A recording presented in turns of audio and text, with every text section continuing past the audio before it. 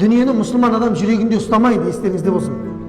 Дүниені қақта ұстайды, қолында ұстайды. Имам Абу Ханифа күшті мысал келтірген бізге.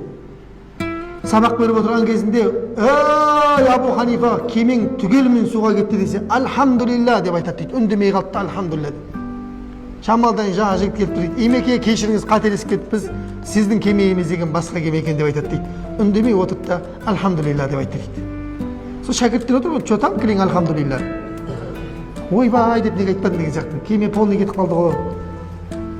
Сөйтсе ол кісі айтады дейді. Ана хабарды естіген кезде жүрегімді тыңдадым дейді. Бағанағыдай болып соғып тұрды ма, әлде өзгеріп кетті ма соғысы? Соғысы өзгеріп кеткен болса, онда жүрегіме дүние кіріп кеткен екен деп айтады дейді. Жүрегімді бір сәт тыңдадым, сол қаз қалпында тұр екен дейді, соғып.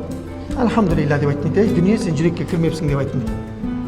Келді де алып, сіздікі емес екен деді ғой. Тағы тыңдадым дейді ғой жүректе, ана қуанама деп ше. Ой, затың аман екен деген. Жоқ, сол қалпында екен дейді. Тағы да альхамдулилля деп айтты дейді. Міне, мұсылман адам дүниені қаяқта ұстайды дейді, қолында ұстайды дейді. Жүрекке кірсе, онда ол жүректен Алла шыға бастайды дейді. Көрдіңіз ба? Өйткені бар уайымы оның дүние ғана болып қалады дейді.